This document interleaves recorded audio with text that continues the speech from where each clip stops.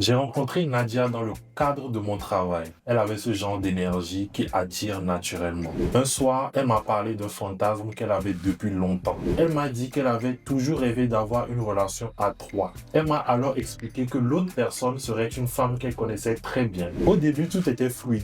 Un détail me troublait quand même. Elle ne se contredisait jamais. Et parfois, elles avaient des conversations à voix basse dans une langue que je ne comprenais pas. Quand j'entrais dans la pièce, elle s'arrêtait. Je suis tombé sur une vieille photo dans l'appartement de Carla. Carla est entrée dans la pièce Très bien. et là, elles m'ont dit la vérité.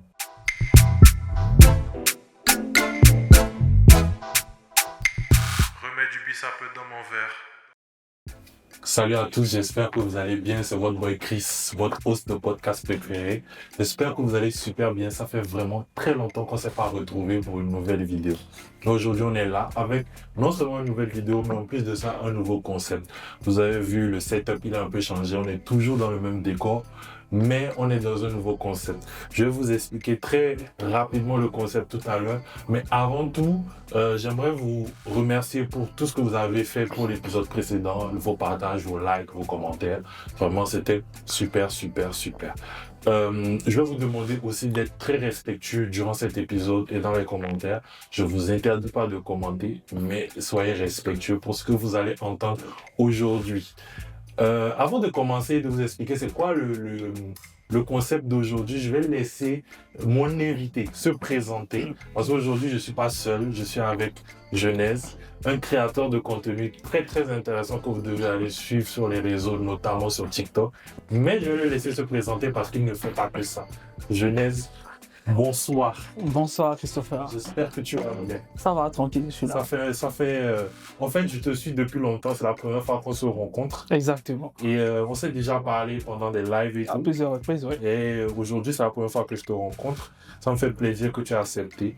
Est-ce que tu peux te présenter rapidement pour les gens? Alors, je suis Genèse, communément appelé Genèse M, créateur de contenu, surtout des histoires paranormales. Et aujourd'hui, je suis dans le concept de Christopher. Ok, super. Merci d'avoir accepté. Alors, le concept, il est très simple. Il y a quelques mois, j'avais partagé sur mes différents réseaux un lien qui permettait aux gens de me partager leur histoire.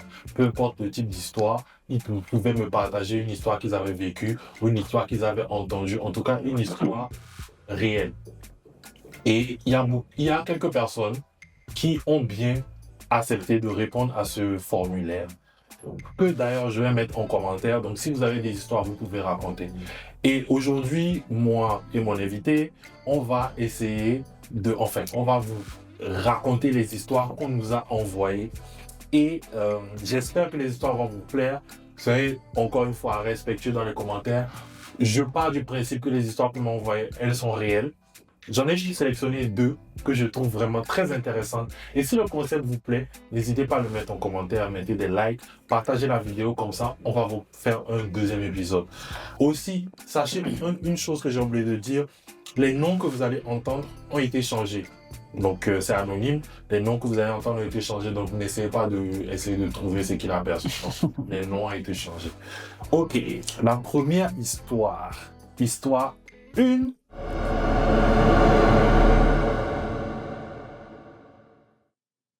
Appelez-moi Marc. J'ai rencontré Nadia dans le cadre de mon travail. Je bossais sur un projet événementiel à Cotonou. Et elle était chargée de coordination pour une marque partenaire. Élégante, charismatique, très à l'aise socialement, elle avait ce genre d'énergie qui attire naturellement. On a commencé à discuter après les réunions, d'abord professionnellement, puis personnellement. Au bout de quelques semaines, on se voyait en dehors du travail.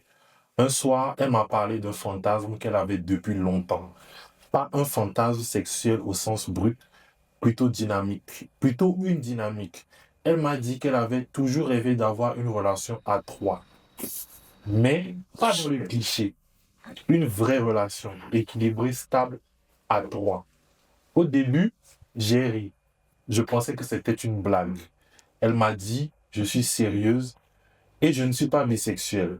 Je lui ai répondu que ça semblait être très compliqué. Ah ouais, tu m'étonnes. Et de quoi? Elle m'a alors expliqué que l'autre personne serait une femme qu'elle connaissait très bien, quelqu'un de mature, d'indépendant, et que ce fantasme, elle en avait parlé toutes les deux depuis longtemps. Quelques jours plus tard, elle me présenta Carla. Ok, donc il y a Nadia et Carla. Carla était plus réservée, très belle, mais d'une beauté différente, plus froide, plus observatrice. Elle parlait peu, mais quand elle parlait, tout le monde écoutait. Elles m'ont expliqué ensemble que l'idée venait d'elle, que ce n'était pas un jeu, qu'elle voulait construire quelque chose de réel. Elle insistait sur un point. Elle n'était pas attirée l'une par l'autre. C'était pas une relation entre elles, mais une relation autour de moi. Ah, ok. Ça aurait dû me paraître bizarre. Mais à l'époque, je voyais surtout deux femmes incroyables qui me choisissaient. Au début, tout était fluide.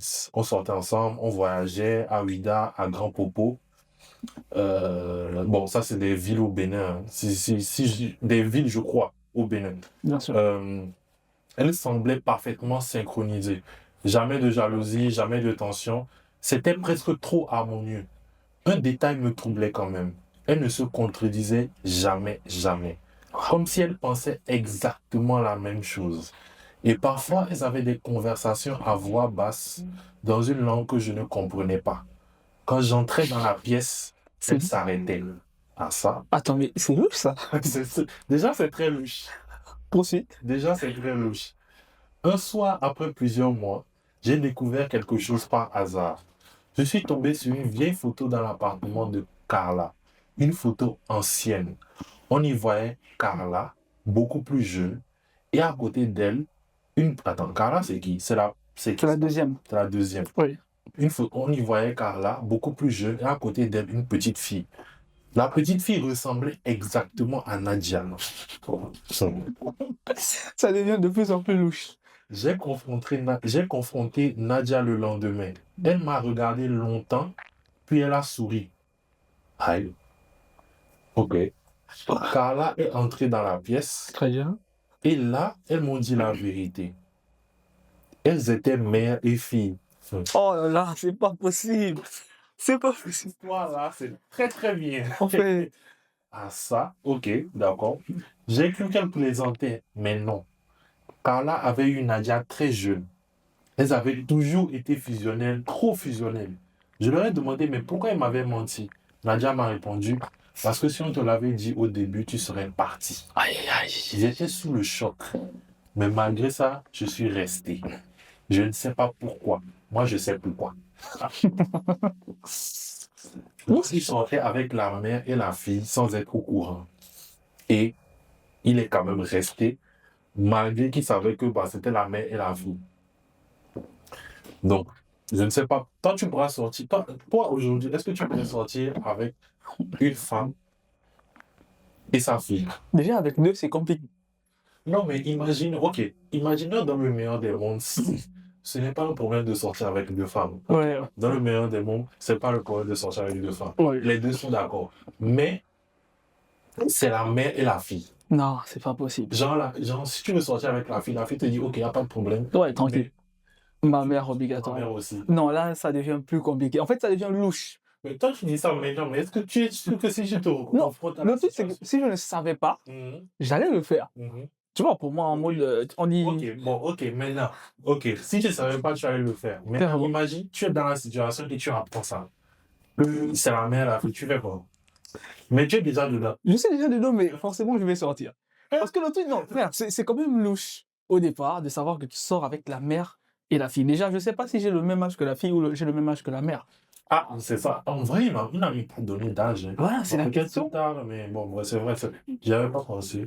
Tu vois, pour moi, c'est déjà là le flou. En gros, est-ce que tu as plus l'âge d'être son fils ou l'âge d'être son père? Tu vois que là, il y a cette ambiguïté là où tu te dis, ça va te mettre forcément dans une situation d'inconfort. Ouais. Voilà. Poursuis. En tout cas, bref. Je ne sais pas pourquoi. Peut-être l'ego, peut-être l'attachement, peut-être la fascination. Puis les choses ont commencé à changer. Mon business qui était en pleine croissance a commencé à ralentir. Des contrats qui sautaient, des opportunités qui disparaissaient au dernier moment, des investisseurs qui se retiraient sans raison. Pendant ce temps, elle semblait prospérer. Carla lançait un nouveau projet qui marchait immédiatement. Nadia recevait des opportunités improbables. Elle devenait de plus en plus influente, de plus en plus riche. Et moi, je m'épuisais. Physiquement aussi. Je dormais mal, je faisais des cauchemars récurrents, toujours le même. J'étais au milieu d'un cercle tracé au sol et elle me regardait en silence. Ah ça. Un jour, j'ai entendu une conversation que je n'étais pas censé entendre. Carla disait, il tient bien plus longtemps que les autres. Les autres. Mon sang s'est glacé, mais ce n'était que la première couche. Après ça, j'ai commencé à observer autrement. J'ai fouillé. Attends, reprends. À partir de quelle partie? Où elle a dit qu'il tient plus longtemps que les autres. Oui. La phrase d'avant. Un jour, j'ai entendu une conversation que je n'étais pas censé entendre. Ah là là. Carla qui disait, il tient bien plus longtemps que les autres. Waouh. Mon sang s'est glacé, mais ce n'était que la première couche. Après ça, j'ai commencé à observer autrement. J'ai fouillé. Dans le bureau de Carla, j'ai trouvé un vieux carnet dans un tiroir. J'ai réussi à l'ouvrir parce que Nadia utilisait toujours les mêmes codes. À l'intérieur, il y avait des dates, des prénoms d'hommes, périodes, et à côté de chaque nom, une mention, affaiblissement, transfert, Incroyable. fin. Affaiblissement, transfert, fin. Ok. Mon nom était inscrit avec une date de début, pas encore de date de fin. Hey, tu es dans des rambas, En fait. tu es dans des problèmes, toi. Le plus troublant, c'était les photos glissées entre chaque page. Des hommes avec elle, toujours le même schéma, toujours des profils ambitieux, entrepreneurs en pleine ascension. Et en parallèle, j'ai réalisé quelque chose d'autre. Depuis que j'étais avec elle, mes contrats tombaient sans raison, des partenaires. Je faisais des malaises inexpliqués. Je perdais de l'énergie constamment pendant qu'elle continuait à prospérer. Une nuit, j'ai fait semblant de dormir. Mais en fait, non. En fait, moi, je trouve que il est trop resté. Parce que moi, à partir de ce moment-là, que tu découvres le carnet, moi, comment tu parles? Ma question, c'est est-ce que, juste après avoir découvert que c'était mère et fille, à partir de là, tu es déjà sur le qui-vive. Mais lui, il est resté parce qu'il dit quoi? Il a dit quoi? Mais qu'est-ce qui l'a motivé à rester d'abord? Il dit, attends, j'étais sous le choc, je suis resté, je ne sais pas pourquoi, peut-être l'ego, peut-être l'attachement, peut-être la fascination. Non, moi je peux comprendre, sincèrement je peux comprendre le côté fascinant de la chose, mais le côté... Après ça dépend aussi de son âge. Oui. En fait, en vrai, moi je sais qu'il y a des hommes qui fantasment de ce genre de choses. Bien sûr. Donc, forcément, il s'est dit, je suis dans un truc, c'est un peu bizarre, mais vas-y. C'est un peu trop facile aussi pour être pacifique, j'ai envie de dire, pour qu'une relation soit aussi fluide, unilatérale et même dans un sens, on va dire, bilatéral. Comme au début, je pense qu'il a dit, elle ne se contredisait jamais. Elle pensait tout le temps la même chose. Ok, c'est mère et fille, mais les avis peuvent être divergents à un certain moment. Donc, je pense que c'est lui qui a quand même manqué de lucidité sur un certain point. Il ne peut pas dire qu'il ne savait pas pourquoi il est resté. Moi, je pense qu'au départ, il y a un manque de lucidité chez lui. Mais même dans ça, il faut rester sur le qui-vive, en te disant qu'à n'importe quel moment, il y aura des apparitions de certains signes, mais bon, je ne veux pas t'interrompre. Non, c'est ça, c'est en vrai... Ouais, je vois. Voilà. Donc, une nuit, j'ai fait semblant de dormir. J'ai entendu parler dans le salon. Carla disait, on approche du moment, il commence à douter. Nadia a répondu, les autres doutaient moins. C'est pour ça qu'ils ne donnent plus. Le lendemain, je les ai confrontés avec le carnet. Je m'attendais à du déni. Il n'y en a pas eu. Carla m'a dit clairement, certaines unions servent à construire, d'autres servent à nourrir. Ah ça. Je lui ai demandé si c'était un rituel. Elle ne m'a pas répondu directement. Elle a juste dit, tu avais beaucoup de chance, beaucoup d'élan. On a simplement rééquilibré les choses. Rééquilibrer quoi exactement? Ah ça, je pense que... on a rééquilibré les chances. Et là, j'ai compris que ce fantasme n'en était pas un. C'était une méthode. Séduire, créer un lien émotionnel fort, installer une dépendance, puis prélever. Je suis parti le soir même. Ah bon, depuis que tu devais partir. Sans confrontation dramatique, juste parti. Les semaines suivies ont été difficiles. Fatigue, confusion, peur. Mais progressivement, j'ai recommencé à signer des contrats, à retrouver mon énergie, à dormir normalement. Aujourd'hui, je ne sais pas si c'était psychologique. Je ne sais pas si j'ai été manipulé ou sacrifié à quelque chose que je ne comprends pas. Bon, là, moi je me dis, tu sais, qu'il n'était pas naïf au départ. C'est pas question de naïveté, mais c'est question d'ignorance. Et je pense que dans la vie, par moment, quand tu ignores certaines choses, ça n'a pas vraiment d'emprise sur toi, en fait. Mais quand tu es conscient et que tu restes malgré toi ou de ton plein gré, c'est là où tu es plus vulnérable et plus exposé même à certaines conséquences. Et là, pour le coup, comme je dis, je ne cesse de dire que le gars a d'abord manqué de lucidité, mais je pense que ça doit être louche que ça aille tellement vite du fait que tu sortes avec la mère et la fille, et ça va dans un sens où tu n'as pas besoin d'être autoritaire pour te faire comprendre. Comme tu as dit, même dans le meilleur des mondes, ça reste ambigu. Et une situation aussi ambiguë, pour ma part, les conséquences sont bien pires derrière. Et quand, si je me rappelle bien, il y a une partie où on a dit, certains unions, il y a des unions qui servent à construire et d'autres nourrir. Moi, je pense que c'est pour détruire, parce que au moment de la conversation qu'il a écoutée, où on a dit, il tient bien plus que les autres. Ça revient à dire que l'idée était de le détruire, et non pas nourrir simplement. Ok, c'est peut-être pour construire quelque chose, mais même nourrir, je pense que c'est nourrir eux, leur étoile. Ouais, ouais, bah oui. Mais en fait, moi, il y a un truc qui m'intrigue.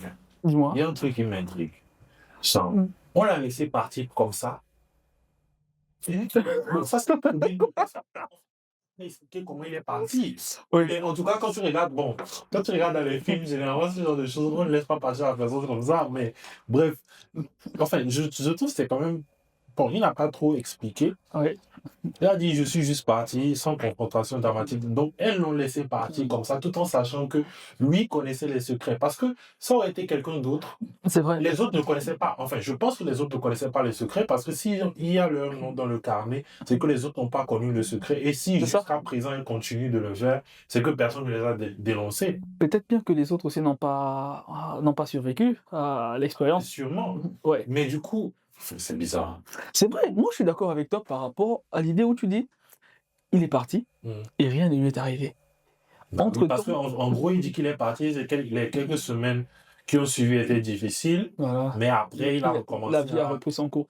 Ouais, c'est vrai qu'à cet instant, elles vont chercher à l'atteindre pour qu'il ferme sa bouche. Mais oui, bien sûr. En fait, la fin, bon, je trouve que la fin, quand même, il nous manque des trucs. C'est trop. Genre, il y a des.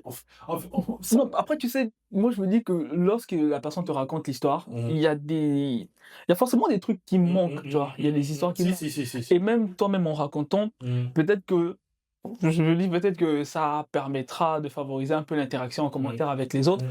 Voilà, avant de poursuivre, mais je pense qu'à la fin, je vais te raconter c'est la fin du truc. Mais du coup, vraiment, en fait, bon, l'un des points négatifs, mais que j'ai voulu comme ça pour le concept, c'est que quand les gens m'envoient des histoires, c'est en anonyme. Oui. Donc, je ne pourrais pas savoir qui vous êtes. Vous pouvez envoyer l'histoire sans forcément donner votre mail ou quoi que ce soit. Ouais. Et je ne saurais pas qui vous êtes, donc vous pouvez me raconter tous les types d'histoires. Mais le point négatif, du coup, c'est que si j'ai des questions, malheureusement, je ne pourrais pas vous les reposer pour avoir des clarifications.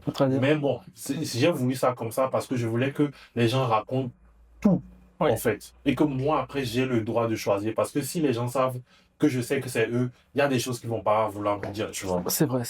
Anyway, en tout cas, j'espère que la première histoire vous a plu. On va passer à la deuxième histoire. Très bien. Que je vais laisser Genèse lire.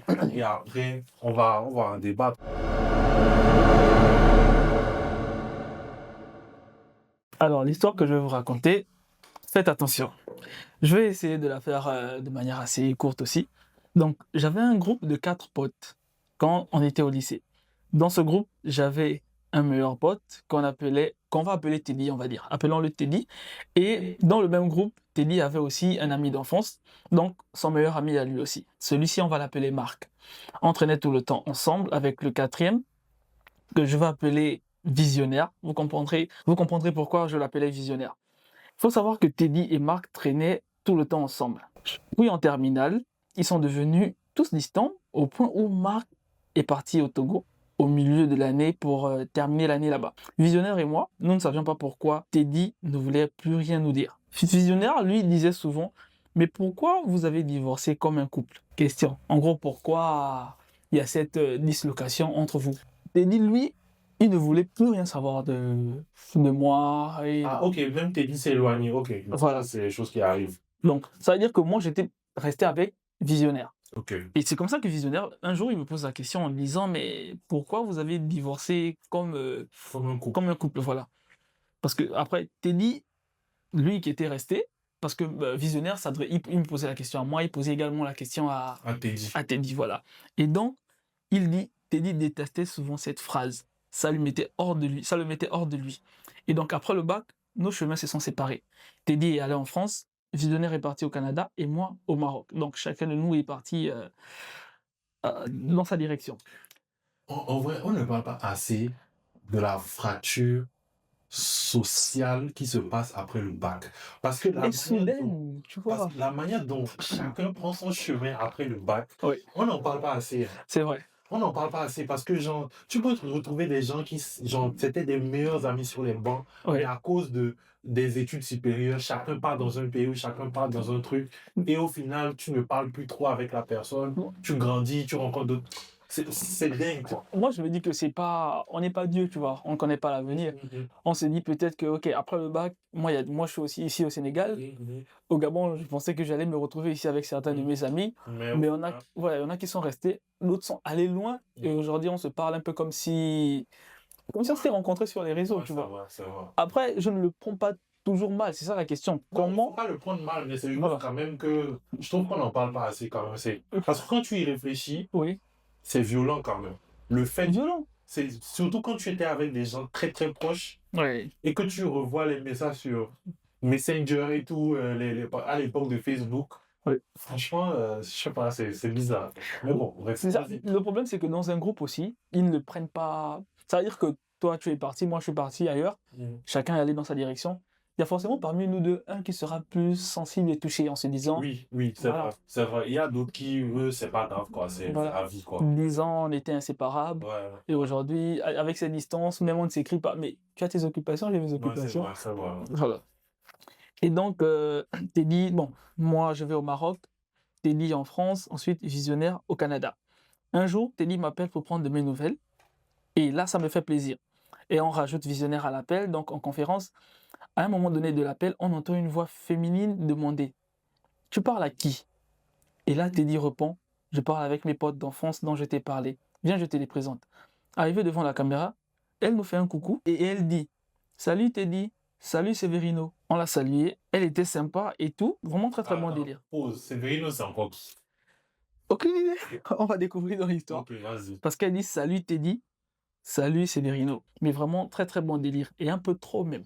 Sauf que Visionnaire m'a écrit en DM pour me dire « Je ne sens pas cette fille.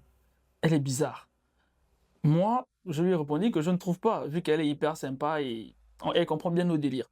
Sauf que Visionnaire n'a pas caché ses émotions. Donc Teddy a remarqué son changement d'ambiance de la part de Visionnaire. Il a senti que Visionnaire était il devenait un peu froid dans la conversation. Ça a plombé l'appel et on a fini par raccrocher. Et donc quelques heures plus tard, Visionnaire m'appelle moi pour me raconter l'histoire et il me dit qu'il a l'impression de connaître cette fille, d'avoir connu cette fille quelque part. Et qu'elle pourrait être son ex ou un plan qu'il a eu à connaître, voilà. Mais il ne se rappelle plus. Et moi, je lui dis de garder ça pour lui. Tu vois, je lui dis de garder ça pour lui. Du coup, après la conversation que j'ai eue avec Visionnaire, on a zappé. Le dimanche, c'est Teddy qui m'appelle et là, on discute. En discutant de ce qui s'est passé, je lui ai dit, je n'ai pas compris, mais je lui ai simplement dit de faire attention parce que la demoiselle avec qui il était, Visionnaire ne la trouve pas... Il la trouve un peu louche. Et là, il me répond, c'est Teddy qui me répond en disant « Mais non, elle est magnifique et au lit, c'est une bombe. On a les mêmes délires et elle vous aime bien. Et c'est même elle qui m'a demandé de renouer contact avec vous. » Et à ce moment-là, il bloque, il dit « Mais je ne lui ai jamais dit qu'il s'appelait Severino. » En gros, Teddy n'a jamais dit à sa copine que Visionnaire s'appelait Severino. Ah, c'est Visionnaire, Tu vois? Severino. Ok, Voilà. je pensais que c'était le gars. Ok. Voilà, donc, Visionnaire, c'est... en gros, dans l'appel, la demoiselle m'a salué, moi, Oui, oui, en oui. connaissant mon prénom. Ok, maintenant je comprends. Ok, Voilà. maintenant c'est. Et celui de Severino, tu vois. Ok, maintenant c'est compréhensible. Et il bloque sur cette phrase pendant 5 minutes. Ah, ça, 7 minutes, c'est long, hein? Et après les 5 minutes, devine ce qui se passe. Il raccroche l'appel. Ok. Et là, je le rappelle, il ne décroche pas. Bref, voici la fin. Une semaine plus tard, le gars nous rappelle et nous explique ce qui s'est passé. En gros, lui, Teddy, Mhm. Marc, ne s'entendait plus. Ça veut dire que celui qui... Ouais, voilà, Dieu, Marc, ouais, voilà, attendez. ne s'entendait plus. Mhm. Et enfin, il ne s'entendait plus en terminale et que Marc était gay, en fait. Et avec... Marc était parti, il était gay. ouais. Ok. Et il avait des sentiments pour Teddy. Voilà. Ok, ok. Tu vois? Ah, je vois, on déjà, ça peut Vas-y. Non, et donc, après, il avait des sentiments pour lui, et Teddy, lui, ne voulait pas. Mhm. Et donc, Marc avait tenté de lui faire des avances, bref. Mais il ne voulait pas. Voilà. Ok. Donc, Marc est parti au Togo, et après le bac, il allait s'installer aux États-Unis. Mais attends, mais c'est pour ça que quand on disait à Teddy Ouais. qu'ils ont divorcé comme un couple, ça l'énervait parce que. Ok. En fait. Oh, purée, j'aime trop les histoires où c'est vers la fin que le temps qu'on Oh, comprends. au début. Ouais, et maintenant, moi aussi, je comprends. Mais maintenant, moi, je comprends aussi pourquoi cette phrase est arrivée. Ouais. Parce ouais. que quand on remonte, le gars dit, Teddy avait horreur de cette phrase. Tu vois? C'est compréhensible. Et ça le mettait hors de lui. Bref, donc voilà, il est allé s'installer aux États-Unis juste après le bac, vu que de tous les 4, Teddy, Marc part au Togo, il termine l'année, ensuite le bac il va aux États-Unis. Sauf que suspense, la fille avec qui Teddy sortait voulait se marier. Enfin, il sortait avec elle et il voulait se marier. Mhm. La fille avec qui Teddy sortait, il voulait se marier avec elle. Oui, c'était Marc qui avait changé de sexe. Hey! Incroyable. En fait, ça c'est le genre de vidéo que tu vois sur les réseaux sociaux et tu te dis comment c'est possible. C'est ça en fait, ce sont des courts-métrages, ce sont des... On dit oui, cette histoire est inspirée des faits réels, mais... Attends. Si en fait, non, j'ai pas. Bon. Allons-y, step Donc by ils ont step. fait. Parce qu'ils ont fait. En principe, Ok, vas-y. ça arrive parce que le gars a dit... Bon, pour les gens, je suis pas gabonais, mais quand ils disent qu'ils ont fait, essayez de reprendre. Ils ont fait quoi? Je vais pas. Voilà. En fait, déjà, le hic, quand il dit au lit, c'est une bombe, tu te rends compte Donc, que... qu'ils ont fait. Il a enjoy en fait. Et pas qu'une seule fois d'ailleurs. Et donc, le gars a dit c'était Marc qui avait changé de sexe. C'est pourquoi Visionnaire avait l'impression de la reconnaître. Voilà. Ah, mais lui, il disait que. Lui. Et donc, justement, la question a un rapport avec ce qu'on disait. Et là, dans l'appel, on ajoute Visionnaire. Et Visionnaire dit est-ce que vous avez fait? Bref. Bon, lui aussi, c'est tout ce qui l'intéresse dans l'histoire. Voilà, bref. On espère ne pas vous avoir donné trop de détails parce que... C'est fini comme ça? Oui. Non, il y a trop de... En fait, il y a trop de secours. En fait, enfin... Non, tu sais, ce genre d'histoire... Ce qui n'est pas bien avec les histoires là. Parce que là, j'ai trop de questions. Comment il a fait pour savoir ça? Est-ce que c'est genre, c'est Marc qui lui a dit que... En fait, genre, moi, la fille que tu vois, Ouais. à l'époque, c'était... En fait, comment il a fait pour découvrir, genre... Bah, déjà, le truc est simple. Pour ma part, lorsque dans l'appel, la demoiselle vient saluer, elle vient, bon, on va dire, moi qui raconte l'histoire, elle vient me saluer, et elle salue Visionnaire, elle ne connaissait pas le nom de mon pote, tout simplement. Elle ne savait même pas que, voilà. Mais comment elle arrive, elle m'appelle moi par mon prénom, et elle appelle Visionnaire par son prénom. Ça, c'est louche de savoir qu'elle nous connaît si bien. Et pourquoi elle nous dit de reprendre contact, enfin, pourquoi elle dit à Teddy de Parce reprendre... que c'est elle qui a dit Voilà. à Teddy de reprendre contact avec nous. Et voilà. Enfin, avec nous. Voilà. Avec les gens de l'histoire. Voilà. Pas nous. Voilà. Mais la partie de genre là où il a bloqué pendant l'appel, Oui. je pense que c'était plus en mode pour aller poser la question à l'autre. Mais comment tu sais qu'il s'appelle Séverino, genre Voilà. en mode.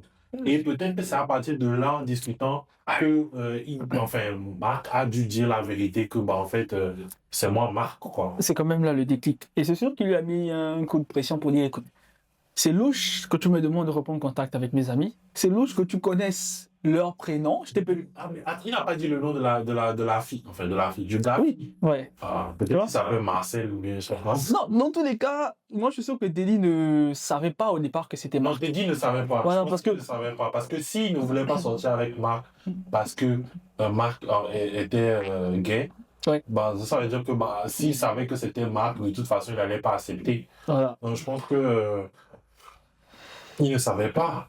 En fait, C'est incroyable ça. c'est dingue qu'on on parle de ça parce que hier, je suis tombé sur une vidéo comme ça sur TikTok Très bien. et on disait dans la vidéo, demandez les photos d'enfance. Les gens Des gens avec qui vous sortez. C'est vrai parce qu'à l'heure actuelle, le monde n'est plus ce qu'il était avant. Mais c'est dingue. Non, mais c'est dingue quand même. Ah, c'est tellement possible de changer, même de visage et tout ce qui va avec. Ça veut dire que quelqu'un qui était homme comme toi peut devenir une demoiselle qui n'a rien à voir avec. Et là, je suis sûr qu'il y avait aucun signe pour reconnaître Marc Non, mais avec la fille. je pense que, même s'il n'y avait pas de signe, je pense que, comme lui, il n'était pas, enfin, il n'avait pas cette vision-là, il n'a pas remarqué ce qu'il devait remarquer. Tu vois? Je sais pas si tu comprends. Genre, en mode, bah, lui, il s'est juste dit, j'ai rencontré une meuf. Il s'est pas dit, Oui, ah, la meuf là, elle parle comme, ou bien, c'est ça, vrai. le type 2. Ouais, tu as Mais raison. si, genre, il avait eu ce truc-là dans la tête, je pense qu'il allait mieux observer la meuf et se dire, mais attends, c'est bizarre, pourquoi elle parle comme ça? Pourquoi elle a ce type de langage? Ouais, Pourquoi ceci, pourquoi cela, tu vois? c'est vrai quand même. C'est vrai.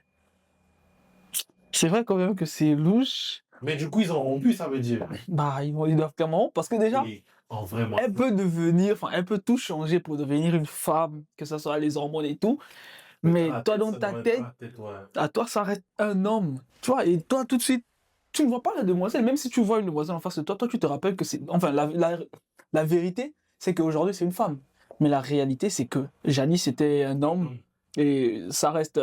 Ça, on peut pas la changer. C'est un vécu de toutes les façons. Mais attends, je vous assure, moi, un truc comme ça m'arrive, je peux devenir fou. En tout cas, on va conclure ici. J'espère que ces deux histoires vous ont plu. En tout cas, j'ai encore plein de questions, mais je pense que vous aussi vous avez des questions. Je n'aime pas les réponses à ces questions-là. C'est Incroyable. des histoires qu'on nous a envoyées. Ces deux histoires, comme vous pouvez voir, qui sont là, qu'on a lues. Ok, si vous avez d'autres histoires dans ce genre, pas forcément dans ce genre, mais si vous avez d'autres histoires que vous avez bien envie de nous raconter, n'hésitez surtout pas. Je vous mets le lien sur YouTube en description. N'hésitez pas à le remplir et nous raconter l'histoire. Très bien. On se fera un plaisir d'en parler en vidéo et d'en débattre en vidéo.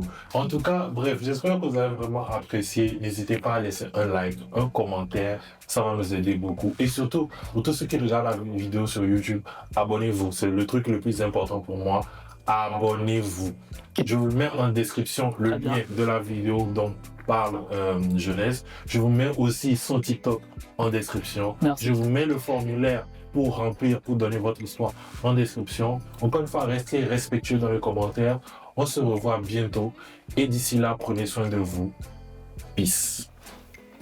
À Oskama, un village situé dans la province de Haut-Ogooué, plus précisément au Gabon. Dans ce village, il y avait une vieille femme qui répondait au nom de Mami Kina ou encore Mami Lekina.